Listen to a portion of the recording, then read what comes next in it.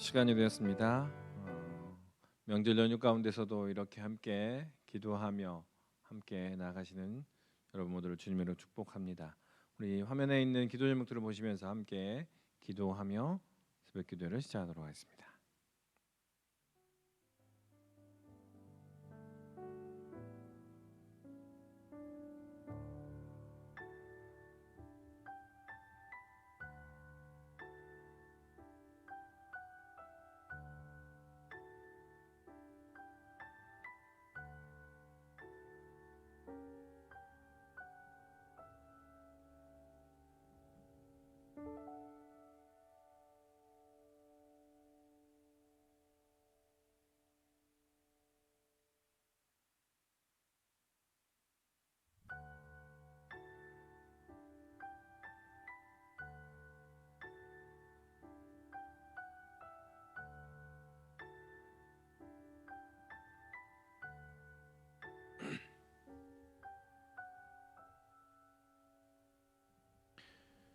사랑으로 충만하신 아버지 하나님, 명절 연휴를 보내고 있습니다.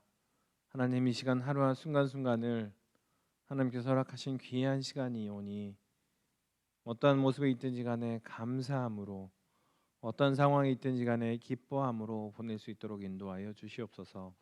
특별히 아버지 하나님, 준비하게 하시고 예비하게 하셔서 이 코로나 이후에 다시 회복되고 다시 만날 것을 기대하면서 준비하며 예비하는 우리의 모습 되도록 인도하여 주시옵소서. 행여나 이전의 모습 가운데 하나님께서 원치 아니하고 기뻐하지 아니하시는 모습이 있었다면 고백하게 하시고 행하지 아니하는 결단을 행하게 하여 주시옵소서. 소망합니다. 주님, 윤선민 집사님, 박현정 원사님, 또 변순정 원사님 붙들어 주시고 인도하여 주셔서 아버지 회복시켜 주시며 온전케 하시며 낫게 하시는 하나님을 고백함으로 말미암아 우리에게 역사하시며 우리와 함께 하시는 하나님을 고백하게 하여 주시옵소서. 감사드리며 이 모든 말씀 예수님의 이름으로 기도하옵나이다. 아멘. 찬송가 다 함께 찬송가 407장 찬송하시겠습니다. 찬송가 407장.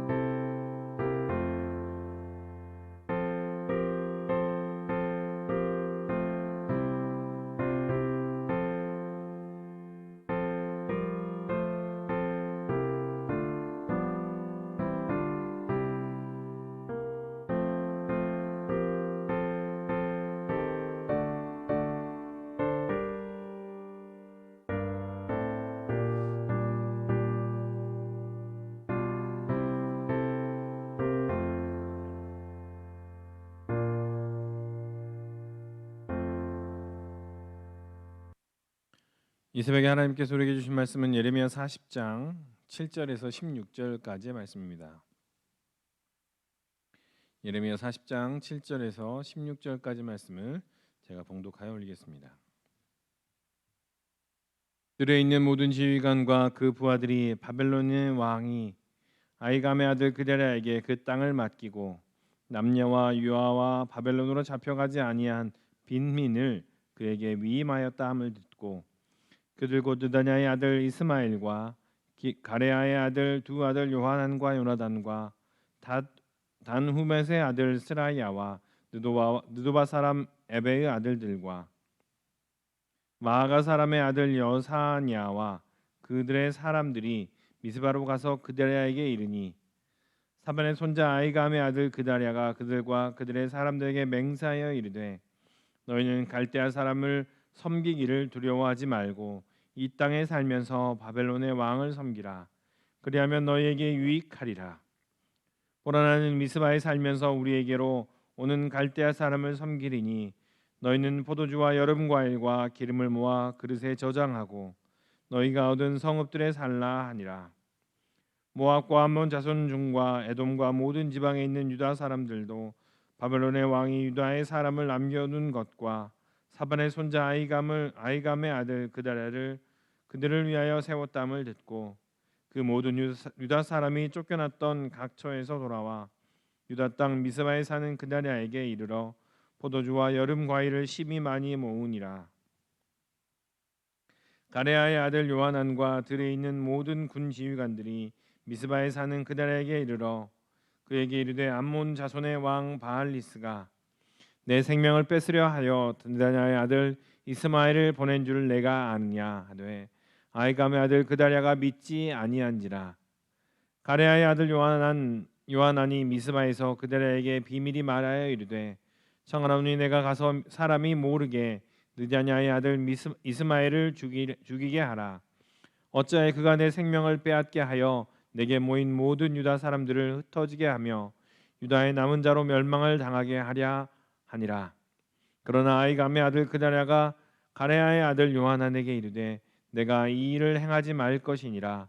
내가 이스마엘에 대하여 한 말은 진정이 아니니라 하니라. 아멘. 녹화로 함께 진행하고 있습니다. 예레미야 말씀 계속 보면서 명절 잘 보내고 계시죠? 이제 금요일, 토요일, 주일이 되면 또 이렇게 함께 마주하게 될 것을 기대합니다. 상황이 점점 호전되어서 이 명절이 끝나고 나면 한 번 정도 또 이렇게 점검하는 시간을 갖고 나면 빨리 속히 다시 예전처럼 흔히 그 거리두기 단계가 또 낮아져서 다시 만날 날을 기대합니다. 예레미야 말씀 계속 보겠습니다. 예레미야 39장까지는 그 이스라엘이 멸망하는 그 일들을 묘사하고 있습니다. 이스라엘 나라가 멸망하는 일들을 하나하나 좀 잔혹하지만 그런 것들을 자세히 기록을 하고 있습니다. 그리고 40장부터는 예루살렘 성이 함락된 직후에 유다에 일어났던 일들과 관련하여서 그 이야기들을 하고 있습니다. 예루살렘 성이 멸망하고서 예루살렘이 무너지고 난 다음부터 일들을 40장부터 45장까지 쭉 이어지는데 그 배경이 이렇습니다. 40장부터 41장까지는 그다랴라는 총독을 세워서 무너진 이스라엘 나라를 다스리고 42장부터 45장까지는 그다랴라는 총독이 죽임을 당하는 그런 일들과 더불어서 예레미야를 비롯한 많은 사람들이 끌려갔던 일들을 다시 한번 묘사를 합니다. 예레미야를 비롯한 많은 유대인들이 바벨론으로 포로로 잡혀갑니다. 그러는 중에 이곳저곳으로 흩어진 유대인들이 있습니다. 바벨론으로 가지도 않고 애굽으로 가지도 않고 이곳저곳에 흩어져서 숨어있던 사람들이 다시 유대 땅으로 모입니다. 그들이 유대 땅에 모여서 바벨론으로 가자 아니면 이 땅에 있자라고 하는 것이 아니라 우리가 애굽을 향하여 갑시다. 애굽에 의지하여서 애굽을 바라보며 애굽과 함께 걸어갑시다. 애굽을 향해서 도움을 요청하고 애굽을 향해서 피난처를 구하고 그런 일들을 행합시다라고 말하는 겁니다. 유대 땅에 모여서 애굽의 피난처를 찾으러 다닙니다. 그런데 이 사람들 역시 하나님께서 예레미야를 통해서 말씀하셨던 것들을 알고 있습니다. 애굽을 의지하지 말고 바벨론으로 가서 거기 유하라. 거기서 시간이 되면 내가 다시 너희를 회복시킬 것이다 라는 이야기들을 이미 익히 들어서 알고 있음에도 그들은 바벨론으로 가거나 유다 땅에 머무르지 않고 애굽을 향해서 나아갑니다. 그러는 중에 예레미야까지 애굽으로 끌고 갑니다. 그리고 애굽으로 피난한 많은 유대인들이 우상 숭배를 하며 배교적인 행위를 하고 범죄한다고 예레미야가 함께 가서 그들을 책망하며 그들이 애굽에서 행했던 그 나쁜 행위들을 직접 목도합니다. 애굽으로 간 예레미야의 내용이 바로 42장부터 45장까지 차근차근히 드러나게 됩니다. 오늘의 본문 말씀은 본문의 내용은 바벨론이 무너진 이스라엘 왕국 예루살렘의 총독으로 그다랴를 총독으로 세웁니다. 그런데 이 그다랴는 한 100여 년 동안 그 이스라엘 나라의 왕족과 함께했던 권세 있는 그런 집안의 사람입니다. 하나님을 경외하였고 하나님과 함께하며 특별히 또 그다랴의 아버지는 예레미야가 감옥에 갇히지 않도록 또 핍박을 받지 않도록 보호했던 그런 사람입니다. 오랫동안 유다의 왕실과 함께했던 명문가 집안이며 예레미야와 함께했던 그런 집안이었습니다. 그런데 그러면서 이 그다랴는 유다가 바벨론의 통치 아래서 사회적으로 경제적으로 다시 회복을 하는 것이 합리적이다라고 생각을 했던 겁니다. 애굽보다는 바벨론의 보호 아래서 바벨론의 영향력 아래서 바벨론이 이미 점령을 하였기에 그 안에서 사회적으로 경제적으로 회복하는 것이 제일 타당할 것 같다라고 이야기를 하는 겁니다. 물론 본문에서는 그것이 하나님으로 말미암은 것이다 또 뭐 예레미야로 말미암은 것이다라고 명확하게 묘사하고 있지 않지만 이미 수백 년 동안 100여 년 동안 지나면서 그들의 집안은 애굽이나 바벨론이나 모든 것들을 보아왔을 것입니다. 그리고 많은 고관 대작들이 애굽을 향해 기울어져 있음에도 불구하고 이 그다랴는 애굽이 아닌 바벨론 아래에서 다시 한번 회복을 꾀하고 있는 것입니다.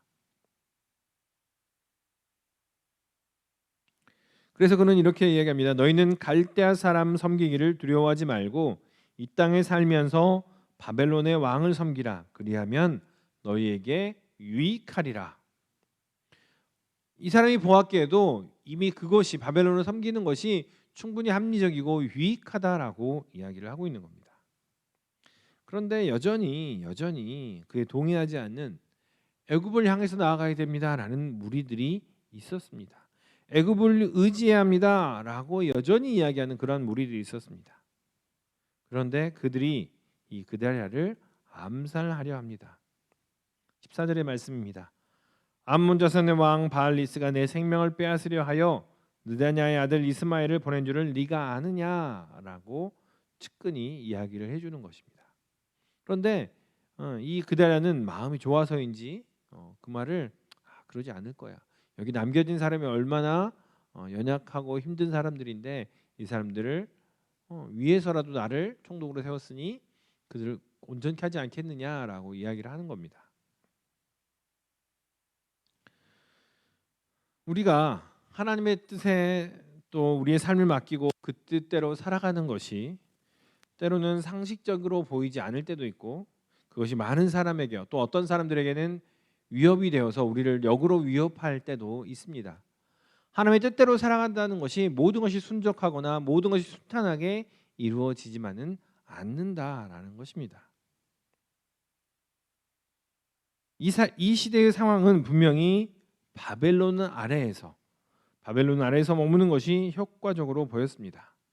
그런데 이 이스라엘 사람들의 삶과 생각은 그들의 삶과 생각의 저 깊은 곳에는 여전히 애굽이라는 나라가 여전히 애굽을 바라보는 것, 여전히 애굽을 향하여 있는 것이 강하게 저 밑바닥에서부터 자리 잡고 있었다라는 것입니다.